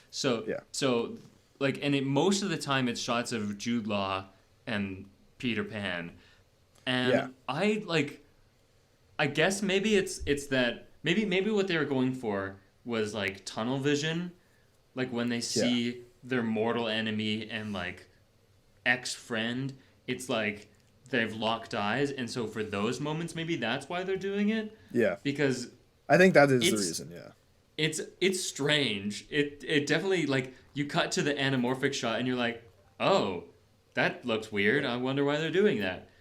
Yeah. It didn't really work for me, but it was cool, I guess. I don't think it worked for me either, because there are a bunch of shots specifically towards the end that are such a break from they break off from the style that the whole movie has been, and it's like right at the end we're starting to finally like break away from just strict naturalism in camera movement and blocking, and it's like I don't know why it's so weird to just start busting that out, because we have the dolly zoom at the end there as well, like actually that's not that close to the end. Yeah, that's when he's falling, right? It's when he's falling down the spiral staircase. I didn't like that, because it's also like if you're gonna do it, why use it for literally a second? And then also like, because like what the fuck is the point of that? And then also like, again, you're breaking the style that this whole movie has been in. And if you're willing to do more formalistic things, then do it the whole time. Yeah, I called it the Amazing Spider-Man shot, because it's the exact same thing they do for Gwen Stacy. It looks the exact same. It's really weird. I will say there's one moment that I did like when they went straight away from formalism, and it was one of the few camera things they did that I was like, oh, that really, really worked. And it was when Captain Hook and Peter Pan are facing off at the end, and there are whip pans between the two characters, medium shots, where he goes like, I don't even remember what he says, but something like, it's like, oh, it's old times. He says old or something, and then Peter Pan quips back at him, and he's like, yeah, you're old, ha, cringe, and then whips back, and it's whipping between them. And I was like, wow, I'm Owen Wilson, that looks really good. You know? Yeah, that was a really good camera moment for me. Because that also feels it's heightened, but it feels within like the visual canon that's been established in the movie. Whereas like so many other things that are busted out at the end don't. I wouldn't say there's no dolly or whip pans.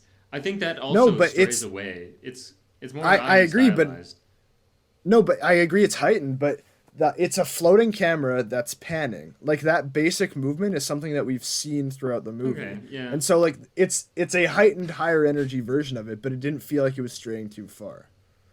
Okay. Is there anything else you wanted to discuss about camera before we move on to some more plot-heavy things? I just want to really quickly say there's so many shots where the characters are backlit specifically by the sun, and it's like the sun is peeking out behind something, like a flag or a head or something, and I was literally going like holding my hands in front of my eyes because it was like you Renfield? Like that's it's so distracting. Like I don't know. Yeah. Like they're doing it constantly. Like no matter where the characters are, they're backlit in some way. Like so often, it's so weird, and I didn't like that. Yeah, it's again like the realism, the naturalism. Yeah, it's everything. Looks but you can like do it's it and just shoot the other way. No, I know that they shouldn't have done that. But like I'm just saying, like that's what they were going for. Clearly, like it's like we're lighting with natural sources. So you have to light with the sun and. They're trying to be all like, yeah. Just light with the sun with it behind the camera. Just make it look good, really. That's their goal.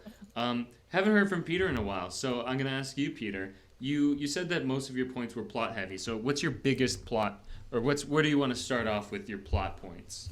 Let me hear. I have a lot, to be honest. I think this movie, like a lot of Pick movies one. recently, they've always been. They're good at sort of teasing you. It's like, hey, this might be going on. Hey, that might be happening.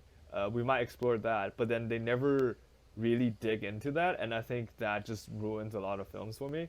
Like, for example, in this one, like one, the big theme is, about growing up and about like Wendy eventually accepting that, hey, like, I need to grow up.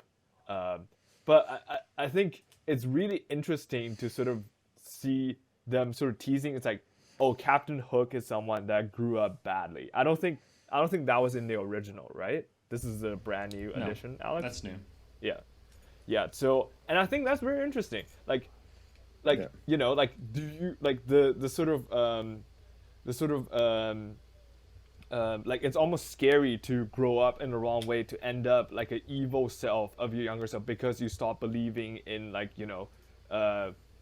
because you stopped believing in fantastical things because you started growing up, you started taking on more like life responsibility, stuff like that, and like how that changes a character. Like that puts Captain Hook and Peter Pan at odds.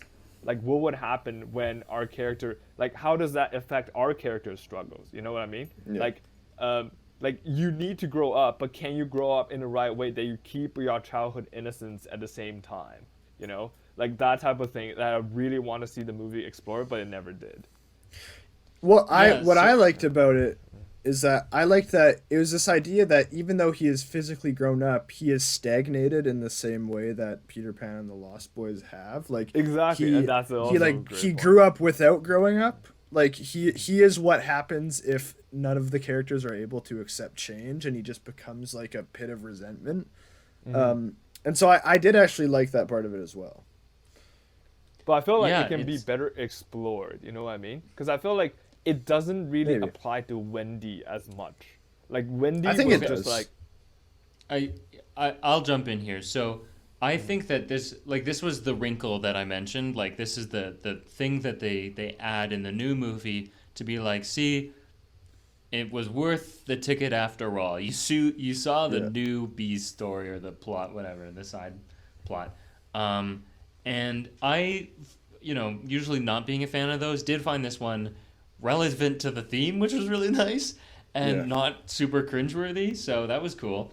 And even like a little bit like heartwarming or like emotionally stirring, I think the one flaw it does have is that that's what the movie decides to focus on instead of Wendy's story, when clearly this is supposed to be Wendy's story, and yet, with the exception of one particular moment, I too agree that Wendy's story is not the focus of it. Like, there's a lot of things going on in this movie, and they never focus on what's going on with Wendy. She doesn't really... Like, she has 2 points on an arc, that indicate change, but not really a lot in the middle because she's so focused on discovery. She's the audience placeholder, just trying to figure out what's the deal with Peter Pan and Captain Hook. That's all she does, is act as like the detective trying to figure out what happened, trying to reveal the story, instead of living her own story and having character beats, you know? Like, it's just lacking. No, I absolutely agree with you. And like the whole point is for Wendy to accept that, hey, like growing up might not be such a bad thing after all. And then she did arrive at that conclusion. It's like, hey, maybe growing up is the biggest adventure we'll go on after all. But there's like zero indication of that change. That she just sort of like throughout the movie just accepts that, oh, actually, you know, Neverland sucks. I don't need to be with kids anymore. I'm just gonna grow up. Well, it's also like she immediately realizes that. Like when she gets to the island, she's like, "Oh no!" Like pretty quickly too. And also, like, I really love the interaction she had at the end. It's like trying to convince Peter. It's like, hey, you know, like maybe growing up, it's the next adventure you would go on. And Peter rejecting her, I thought it was super cool, but could definitely be explored more. It's like, you know, like like, it's almost like a dark side of Peter Pan. Like Peter Pan is always portrayed like, oh, you know, never growing up, you know, best, you know, like this hero with a kid's heart, innocence, whatever. But like, what if like this sort of like the dark side of Peter Pan? Like he wants to hold on to his childhood because of trauma, and he's actually an example of someone who couldn't let go. You know, if that was explored, that would be also another interesting way to sort of execute or like go about this movie. And that was just again briefly touched on at the very end, and you know, not explored elsewhere. That's actually something I disagree with. I think there's an amount of exploring a person's backstory that I think is overindulgent, and I think Captain Hook and Peter Pan's interactions are at a level where I'm happy with it and would not pursue any further.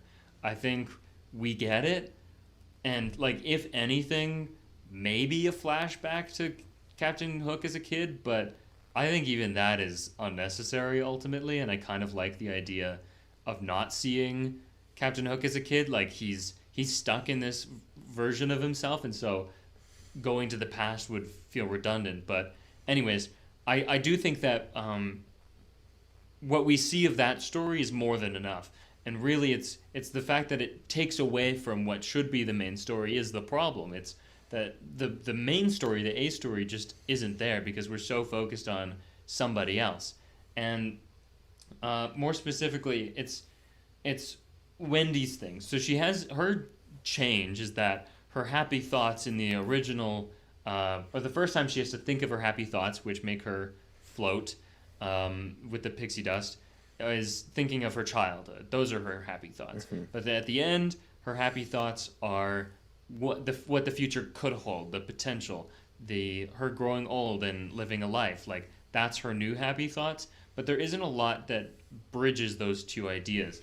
And I think what's missing, I did look up on like Wikipedia what the original was because I haven't seen it in a long time. But at the midpoint, there's supposed to be a moment where she wants to go home, and that drives like a wedge between her and Peter, and that isn't really there. I think that movie is it's a little bit, but it's weaker. Yeah, but it's weaker because again we're focused on what's happening with Peter and Hook instead of the main who I thought was the main character, but I'm no longer sure because it's not really her story.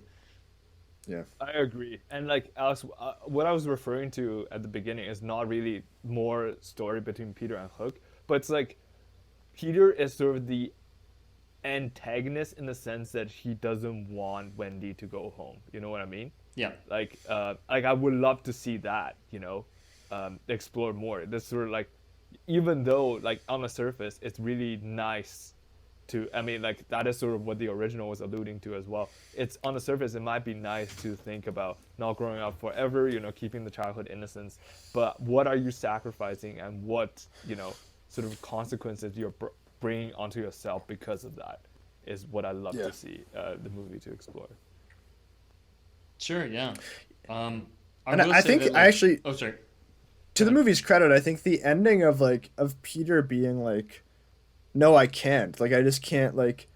I've got to a point where like this is like my family now, and I have to just like deal with what it is, and he can't stay in the real world. Like I don't know if that's in the original, but I thought that was Moment. Yeah. yeah, I think it's a great moment. I think it's also a moment that isn't over explained. Like it doesn't the movie isn't like, hey, he can't like it doesn't like hold your hand through it like to the point where if you were a child, I would imagine a child watching this with their parents and being like, why isn't he staying? Why can't he stay? And I think that that's a good thing. Like I think that it's a good thing that it's something you have to think about. I want them to explore that more though, because I feel like there's so much potential there. You know, it's like he is almost the victim in the sense that he's stuck in this sort of child mindset so much that he can't get out of it anymore. But Again, I disagree. I think this isn't his movie. He's a side character. I think going too much is overanalyzing things, and I think that's our job as the audience. And if you put that as the text, you're over explaining. You're telling me what's happening instead of letting me feel it and experience it for myself. I think that last scene could have been like, if this wasn't a kids movie, could have, even then, we're not giving enough credit to kids, but like they didn't need to say half of what he said. All you need to see in that moment is the brick with his name on it. That says everything. That's what the scene is. It's revealing this was his home. That like it's an image, and so I'm glad they did that because that's all I needed to know. I could watch this with no subtitles on mute, and I would understand what they were saying. So that's how I feel about that. But I think that him not being able to not being able to stay, and then like revealing that, because this is very different from the original.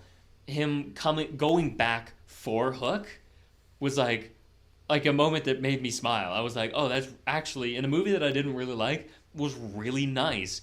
Like, these are characters who they're both stuck, right? Like Aidan said. I think it was Aidan. Hook he's regressed. He hasn't moved on. And Peter hasn't moved on, even though they don't look the same. They're different ages. They're both stuck in this kind of like eternal conflict. And I don't, like, when he comes back, I kind of hope that they're still fighting each other. Like, it's one of those kind of relationships where they're friends, but they're also like mortal Batman enemies. Because they're Batman and the Joker. That's what it is. And like just the moment where Captain Hook is in the water and he sees Peter Pan and he smiles. I was like, that's a great moment. I love that a lot. Agreed. Yeah. I think it's just like really happy to see that explored, and also, you know, the characters are so essential to one another that without them, what is their identity? You know, like when they were fighting on the ship, they sort of alluded That's to Joker. that, where it's, That's Joker. Yeah, Batman. exactly. That's Batman Joker. They sort of alluded to, it's like you know, like when, like without you, the fire that drives my hatred or like fighting you will go out. You know, like who would I be when that fire go out? So, for sure. Who would I be without you, Peter Pan? I'm Peter Pan. Yeah. That's a movie I would see. You know, there's actually one thing about Captain Hook that is missing in the story that I do kind of miss, and that was Tick-Tock the Croc. I used to think that was like hilarious to me. I always thought that was awesome. He wasn't talking. He didn't talk. He was. Wait, really? He tick-tocked because he had the clock in his. About that? I don't know. Disney Lewis from Crocodile. Princess and the Frog? Probably. Princess and the Frog has a talking crocodile.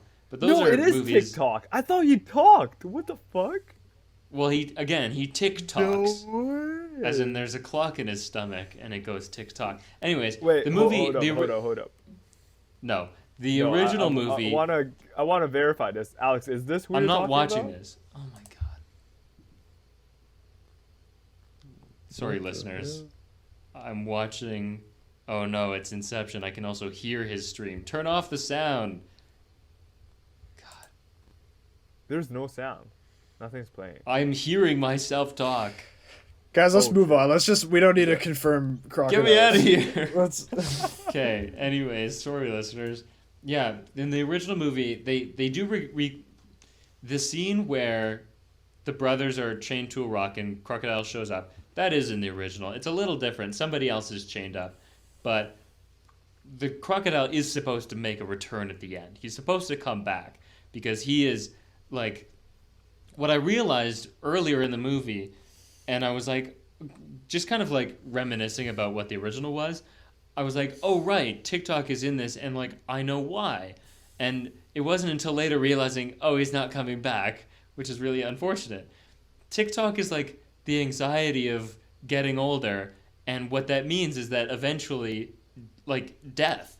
TikTok is the embodiment of death because it's like first like it's the crocodile which is going to kill you, but he's got the clock in him and you can hear him coming, and it's whenever he's coming, Captain Hook goes quiet, listen, and he's listening for the clock, and it's I love that moment where everyone gets really quiet and then you just hear,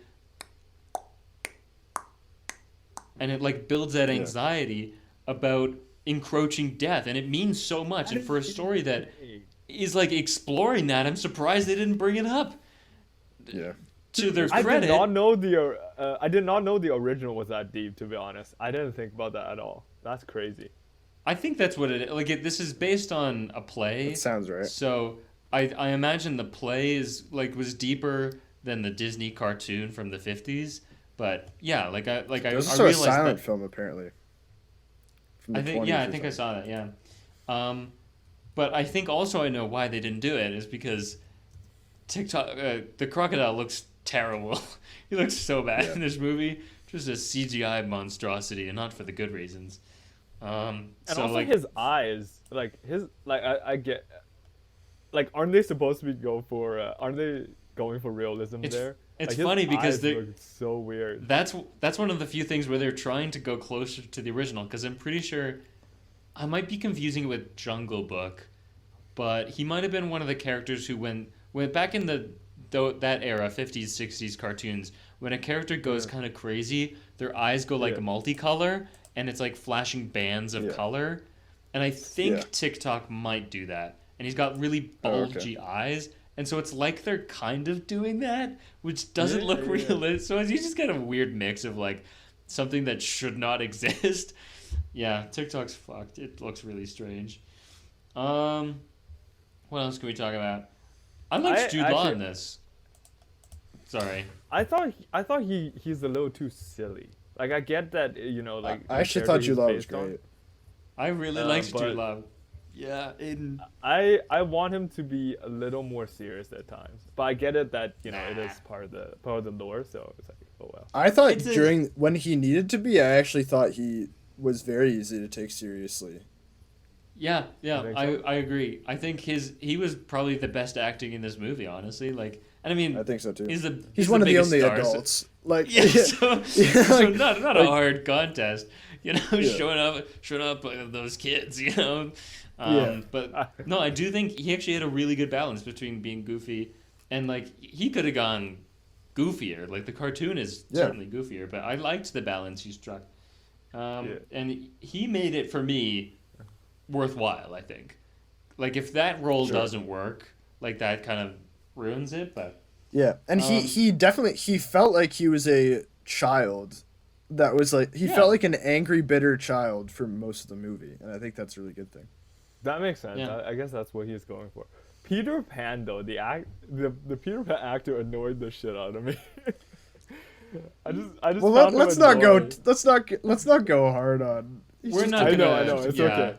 We kind of have a rule of not bullying child actors, so that's agreed. We won't go into it. One thing I do want to talk about is, I think this is a change from the original, where Peter cannot hear Tinkerbell. Is that a change? Yeah, I definitely want to talk about Tinkerbell. I'm not sure who was able to hear her or not. I couldn't tell you. Yeah, I don't know. Yeah. I really like that, there's this one line from Tinkerbell where she's like, where Wendy was like, he can't hear you, like, all the time, right? Like, it's not like he actually understands you. And Tinkerbell nods her head. I thought that was, like, surprisingly deep. That's like, technically, without Tinkerbell, like a lot of the fantastical stuff Peter can do is like, he can't do it by himself. He has to do it with the help of the fairy. But even then, like he still doesn't listen to her half the time, or doesn't even understand her apparently. So That's one of those things where like that's another new wrinkle sort of where they're going for kind of like a feminist idea, but it feels very like empty-headed, like they didn't actually know what they're talking about. So that it's like this idea like there's a bond between Wendy and Tinkerbell, and then she recognizes that he doesn't hear her, but then also like she's like not in the movie Tinkerbell that much. Like she's just kind of like a device. Yeah. And then there's the moment where like she escapes and when like Wendy has that line where she's like, it's not Peter Pan's power, it's girl power, or like she says something like that, and I was like, yeah, of course you did that, of course you're saying that. And then at the end there's the moment where Tinkerbell's like, thank you for hearing me, and it's like, but like I didn't mind that. There's not enough that it's again like taking focus away Sure. from Wendy. Like there isn't the arc. Sure. You're just showing If there the was 2 more, points. if there was more with Wendy and Tinkerbell, then I agree it works a lot better. for sure, yeah. Or you know what? Like I think that the fact that it isn't an arc, it's flat. It's the fact that she's Yeah. instantly friends with this person, because Yeah. reading the Wikipedia article about the original, I was reminded that Tinkerbell is super vain and jealous. Like she has a really, really distinct character in the first one, and they strip all of her distinct characteristics in this one to create a bland 2D character who does not do a lot. That's crazy. And I Wait, could think you remind me what was she like in the original? she's super jealous that Peter Pan is into Wendy, and then he's spending so much time with Wendy, and so she's like always like being grumpy and maybe not sabotage it. I think she tries to sabotage something, but there's a moment where I forget which is which, but I think in one of the versions Captain Hook like poisons Peter Pan, or maybe it was a time bomb, and Tinkerbell knows. She tries to warn Peter, he ignores her, and she like sacrifices herself, not by dying, but like injures herself or goes near death for him, and is then captured because of that. And they just capture her this time. She doesn't do anything to like risk her life for Peter. So it's just like all of her character moments are just taken away, and she doesn't do anything. It's really sad. No, I absolutely agree. I feel like her character, like we know her because of other characters. Like she doesn't feel like a real character to us because like we know her from her interaction with Peter Pan. Oh, supposedly they're friends. We know her from her interaction with Wendy. Supposedly, you know, at the end they appreciate each other. You know, they Tinkerbell is grateful that there's someone that understands her voice. But then like that's it. Like we're just like told to believe that, you know, like there's no real arc with her character. Like, because the issue with these two is that she understands Tinkerbell from the beginning. She's like, isn't the first thing she says to her is like, "Oh, Peter doesn't really hear you." So we're starting off on the right foot, and we don't go anywhere from there. We're just stagnant. So like, And also like, I find it not convincing that like, you know, like you're supposed to just like think Peter Pan and Tinkerbell are, you know, this like unbeatable duo or something, you know. Like there's like nothing to convince us that they're this sort of partner relationship, other than you know just like she helps me to fly. That's yeah, like basically that's it. That's a relationship. the general problem is Disney live action remakes are allergic to conflict. They don't want to have like these nuanced characters. They're all just like buddies most of the time. Yeah, absolutely. Trying to think what else I have. That's about it I have for plot and character. Did you have anything else, Peter? That's everything. Cool. I guess last couple things. I think the score was nice in this movie. It was like something that was trying to stir emotions into me, and while I was like, "You're not gonna catch me this time." You appreciate the effort, though. I think they tried with the score, and so that was cool. Still not a fan of auto-tune, which they seem committed to in these live-action remakes. You can hear it. It's just like a quality to the voice. I don't care for it. Alex, actually, I know don't you're, have an attuned enough ear. Alex, I know you're a big musical fan. What Previously. like from the recent live action musicals that we've seen, like which one do you think is a good execution of that? Is this a musical though? Not really. There's like 2 songs. I mean, Right. well, there are like songs, I guess. What do you even? Like Out of I was what? thinking like, did you like In the Heights, for example? Was that a good I execution? enjoyed of In the musical? Heights. Yeah, I enjoyed Okay. that one. I thought that one was pretty good. And Tick Tick Boom was pretty good, but probably should not have been directed by Lin-Manuel Miranda, who is not a director. There were moments where I was like, that was not good direction because you don't know what you're doing. Sorry, Lin-Manuel, if you're listening. But, you know, like, those are my thoughts. We haven't had like a really good musical in a while. I guess La La Land would be, but it's What kind of about different 'cause it's an Spielberg's original. West Side Story? Oh, I forgot about that one. No, that one's great. I love that one. That was a great one. You're right. I forgot about that.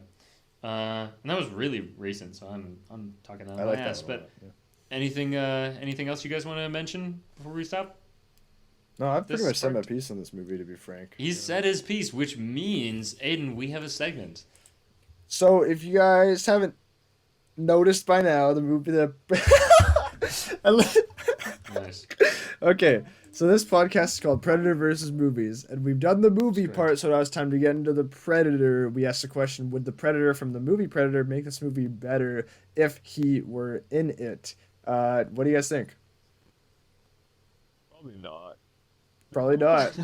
Probably not. Despite being a kind of lackluster movie, I can't even. Yeah. What would he do? He's one of the Yeah, I pirates. don't know. Oh,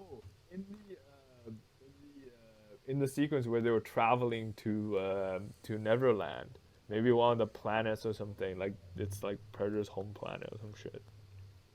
They They'll passed fly by through, Predator. like- Yeah, yeah, Yeah, Yeah. sure. yeah. He's in the sunken maybe place. they- He's like, hey, The, you see it, guys? since it's like a fantasy world, it's like the kids have all seen Predator, and so they like have dreamed up Predator or something. Yo, Even though it's a like bedtime 1800s story. London, they like are familiar with Predator. That would be As so a funny. story, It's like yeah. a bedtime story, a lullaby about Predator. Yeah. I got it. Okay, That'd be so instead hilarious. of because the crocodile looks like crap, in the first scene with the crocodile, Predator shows up, shoots the crocodile, swallows a clock, grabs a snorkel, and takes the place of the crocodile Nice. as the underwater guy, and he's the That's new crazy. TikTok. There you go. Next segment. Next Peter, segment. It's Predator we have a segment. picks. Let's What go. did you guys watch this past week? So let's hear from Aidan first. start- What have you been watching? Sure. I did not watch that much. I thought I had watched more than this, but I think I feel that way because we've done so many podcasts in the past I know, 2 weeks. we've done a Lots few, of pods yeah. recently. Yeah. So I've been watching Parks and Rec just while I'm between terms in school here. Just rewatching it. I've already seen this show. It's a good show. I don't know much to say Good about it show. other than I think it's interesting, like especially from the beginning. It's clearly like going from more of a The Office vibe where it's like it's supposed to be like kind of like real, and it feels the comedy comes from the fact that it feels real, but then the comedy as it goes forward is more comes from like the absurd exaggeration and extension of what's happening, like Yeah. like they get really mad at Leslie for like dumb things, and it's also like the things the town does, like the political things that happen, like the more satirical aspects of it. And then also it's funny how like none of the characters are like normal other than like Anne, maybe. Like almost all of the characters Yeah. are like fairly eccentric, which is also kind of different from The Office. Like in The Office, like Jim is pretty normal, Pam's pretty normal, Oscar's pretty normal. Like there are a bunch of characters that are pretty normal, but that's not really the case in Parks and Rec. But yeah, funny show, like that show. Funny show. I also watched my first Claire Denis film, Really? with Robbie Patz. Yeah, I'd never Oh seen yes. it before. Yeah, I've seen this I one. watched High Life, and I gotta be honest. Like for most of the time watching this movie, I was like, I am not a huge fan of this, and even towards the Yeah. end, I was like, I don't like this. And then it wasn't until I was thinking about it more after and it was percolating, it was like I started thinking about the movie differently because I think I misinterpreted the tone of the movie where it's Yeah. or like the idea where I felt like he was going for kind of like a sort of like kind of grim sort of idea, but then I kind of made the connection like I actually think the movie is very much just about like love. Like and I hadn't really been thinking about the movie through that lens, and once I did, I kind of was recontextualizing it. And so I was initially going to give it like 3 stars, 3.5 maybe, but it wound up being like a 4-star movie for me because recontextualizing it with that in mind actually was really cool. There are some great directing things I love. I love the way bodies are both directed and shot. Like they just the physicality of Robert Pattinson's character, the way that he interacts with things is really great. And the way there's a specific shot where he's like sitting in bed with his daughter, and it's like the way he's sitting is really interesting. It's kind of a fucked up movie, and I think that like So fucked. it's like playing into this theme of like this a division between body and mind. It's almost like this idea of like without love and without like any sort of passion, like the body becomes this thing that's like separate and this temple of like unkempt desires and stuff. And I like it was actually it wound up being a really interesting thing once I started thinking about it through that lens.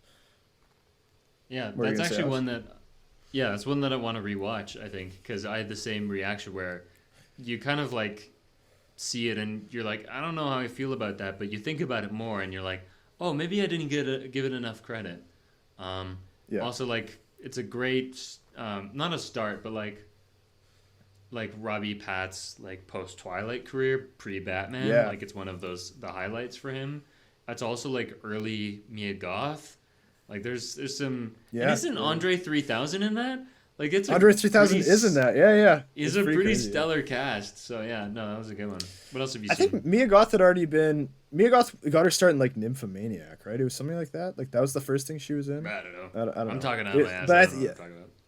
Anyway, I also watched one more movie. I watched a Turkish documentary about cats living in Istanbul called Kedi, and it was actually like Nice. a great documentary.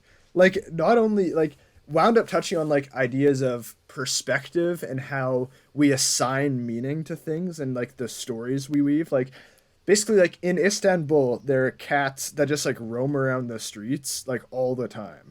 And so and like different people take care of them. It's like there are some domesticated cats, but there are constantly just like neighborhood cats that just like live there. And the way that people treat them, the way that people talk about them, the way like talking about like the history of like why they're there and you know, people's different perspectives on it, like this perspective they've developed. The movie does some really interesting things as well, playing with perspective, where it has like a camera that is like low, like it's almost cat POV, like going through the streets, and that's really Okay. fun.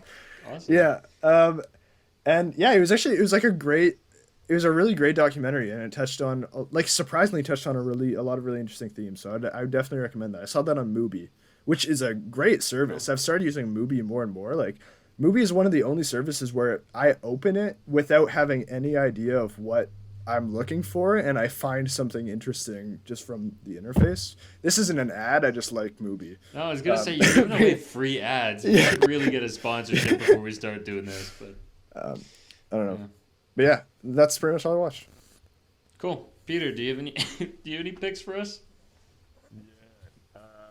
I watched Game Night, so I had a good Oh, yeah. time at Dungeons and Dragons. I was like, hey, I'll give the earlier work from these guys a go, and it was good. It was a good movie. I think I didn't laugh as hard as Dungeons and Dragons.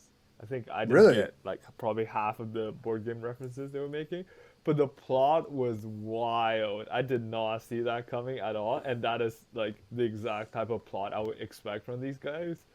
So that was fantastic. Some amazing shots once again. Just some really fascinating sequences. And, overall, a pretty lovely story. So Yeah, I liked Game Nice. Night a lot more than Dungeons and Dragons. A lot it was more. the opposite for me. Really? But I still liked it. I think it's a great movie. Did you like the bit about Denzel Washington? That was funny. I just love how they can take just any plot and just make it a thing, you know? I don't know Like, what you mean by one thing, That's so one thing I vague. appreciate. No, it's like a really random thing they brought up. It's like, oh, you slept with someone? Like when? Like how? And then that became a whole thing throughout the movie. You know what I mean? Yeah, sure. Like they didn't just It's a stop well, it after. yeah, the it's a scene well-developed bit that they Exactly. don't. Yeah. Yeah, they do a callback. One thing but- I did find a little annoying though is how many side plots happen in this movie. It's like a lot of things going on in parallel all at the same time, and I think that's just a little too much. Like, I get it that they want all the characters to have some growth and development throughout the movie, which all of them did. But I thought just like some of them were a little too much. Like, for example, there was like the dumb guy that's sort of like discovering that he doesn't have to date Instagram models all the time. Like, sure. Like, Oh, and the Scottish lady, right? She's Scottish or something. Irish. she's Irish. She was fun. I liked her. Yeah. Yeah, no, she was fun. Like, I think like Jesse Plemons is really funny in that movie too. yeah, I know. He's just like the serious cop dude that just like you just like you knew something was wrong about him. Like something disturbing is gonna happen. But at the very end, and they're just like, hey, I actually planned half of the thing you guys were talking about. And the very end credits as well. That's one of my highlights of the movie actually. A lot of movies like Marvel, for example, they're just like, hey, we have end credit scenes, that's why you should sit through the credits. But like this one, I sat through the credits. I had no reason to, because it's, you know, I watch it at home, like, and there's no end credit scene. I can just close it. But like they actually make it very compelling for you to sit through it. It's like, hey, there's this random little bits that Jesse Plemons was planning, and like how he identified all these characters. Really fun. Like, I wish more movies handle end credit scenes this way. Like, actually put some effort into it and make it worthwhile for audience to sit through them. So, Yeah. good movie. It's not the only one that does that, but yeah, it is fun when they do that for sure. Yeah. That's what all you've about seen? you, Alex? Yeah. What Okay, have sounds you like it's my watched? turn. Yeah, I've seen a couple things actually. So first up, I'll start with my highest recommendation. I just watched the other day How to Blow Up a Pipeline. Now I know a lot of people hear the title and they go, radical leftist, blah blah blah. But it's actually like a really good movie. I'm looking at a bunch of empty screens. This is really fun for me. So, How to Blow Up a Pipeline. It's based off a book, which is not so much it's my understanding. I haven't read the book myself, but it's not a manual like actually how to. It's more of like, how do I say this? Like leftist, yes, but like just ideas, like a thesis, more like a manifesto about environmentalism and how we need to rethink our strategies if we're actually going to combat this. Not literally step one, mix these ingredients to blow up a bomb. So I think there's obviously this is a title that's going to spark controversy, but the movie itself is great. For a movie that is based on a book that is not a narrative fiction, it's really interesting how they were able to adapt that. All the characters are like well developed, and the story is really tense, and it's directed very well. I also really like the score. It's kind of like Hans Zimmer-y and like kind of like neo, like not neo, I guess neo noir, but like in the sense that it's like synthy. So really cool stuff. And yeah, I don't think it's a perfect movie, but like this is the first movie in a long time that's made me genuinely like anxious about what was gonna happen, and I was really like quite nervous, and I was like, wow, that's neat. So I really had a good time watching that one. Can't recommend that one enough. Best movie of the year for me so far. Cool. Then I've I also wish been I could see watching. Yeah, it's not playing in a lot of places anymore, which is really sad. I've also been watching some franchise stuff. I got started on a franchise, and I have to see them all through the end. So I watched Rocky V, which is universally panned as the worst of the franchise. Is that Rocky Balboa? No, people like Rocky Balboa better because that Oh, really? one's 6. Yeah, okay. I think they like it better. But Rocky V is just kind of like nothing. And like, I mean, I didn't watch it in the most ideal of circumstances. I watched it on my iPad while we were like driving. Like we had a long car ride, like kind of road trippy thing. So it was more like just keep my mind occupied than like actually critiquing it. But like honestly, like it's pretty crazy that the worst of the Rocky franchise like isn't that bad. It was like kind of watchable, albeit a little boring. I think they had good ideas, but just did not execute them in an interesting way. I also been watching Mad Max. I watched the first one a while ago, and I thought I should finish that series. I have seen Fury Road. That was the first one I saw, and I liked that. So I'm planning to revisit it now that I have seen Mad Max 2 and Mad Max 3. Mad Max 2 is phenomenal. That is a fantastic movie. It's totally borrowing Western ideas, like themes from the Western mode of or genre, but it's set in this like post-apocalyptic punk world, and it's so cool. It's the first time that what we know as Mad Max, like the franchise feels like that. Like if you've seen Fury Road, it feels like that, whereas the first one, just based on budget, like didn't. It was kind of like in my review, I kind of jokingly said, this just is Australia. Like it's not that post-apocalyptic. This one is, and it's awesome. Love this movie. Lots of car stuff. Really cool. Mad Max 3 is pretty bad. They decided to bring in Tina Turner for some reason, and she's playing like an antagonist. One of those like really 80s things. Also really 80s thing, there's a tribe of like children. Like I don't know if Nice. I feel like I've seen a million movies like that where there's a group of children and they've gone like feral, quote unquote, and like they're all on their own, no adults, and so they've created this civilization. And I don't care for that at all. It feels like Mad Max 3 feels a lot more like a kids movie. Like the first, like Mad Max 2, there's a scene where someone gets their head like not even fully chopped off, but like you can like take part of their head off with a boomerang. Damn. The boomerang is wedged in their head, and like they are so dead. This Mad Max 3, someone gets knocked in the head with a frying pan and they make a goofy face, like dunk, you know. So that's kind of like the disparity in tone between the two. Also, there's not a lot of car stuff, and it's like, why am I watching this? So Mad Max 3 Beyond Thunderdome is not really that great, but also surprisingly watchable. Has that in common with Rocky 5. Cool. Last thing I'll mention is still watching Beef, the Netflix series. Still a really good show. Kind of disappointing behind the scenes what has been revealed about one of the stars, David Cho. Sounds like a pretty shitty guy, and I'm not fond of the fact that the creator and the two main stars are like sticking up for him. Like I'm like, feels like a marketing thing. Like they felt like they had to, but I don't really like that they did that. But I mean, the show's good. And yeah, so I'll stop there. I mean, I guess I've also been watching Succession and Barry, and those are both great. And it's sad that they're ending. So those are my Predators picks. Next week, you'll see our pre-recorded episode on Guardians of the Galaxy Volume 1. It's one of our Predators classics, is what we called it.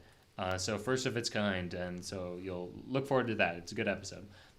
If you like us, check us out on Instagram and Twitter at Predator v Movies. If you like my thoughts on films, check me out on Letterboxd at _Alex Gordon_. I leave reviews, and they're getting longer. I'm leaving better reviews now that I have time. What about you, Aidan? Yeah, you can also find me on Letterboxd at 810sunny. That's 810SONNY. He looked up the David. Peter looked up the David Cho stuff, so he's distracting us. Yeah, my name is put your phone down. My name is Wombo on Letterboxd. I also leave reviews sometimes. Sometimes they're long. Very often they're short, and often no review at all. But, nice. Yeah, check it out. Peter, do you have anything to plug? No plugs from me. You know what that means. Oh, time to review. 5-star. Let's go. Any platform you want. Give us a comment. Reply to our tweets. Tweet at us. You know, do all the shit. Please the algorithm. Let's go. Yeah. Reach out. Yeah. Send Alex some fan mails. He loves them. Love it. He will do all those things. But yeah, thank you for that, Peter. I guess that's it. So until next time, I'm Alex. I'm Peter. I'm in. And this was Predator versus Movies. We'll see you next week. Woo!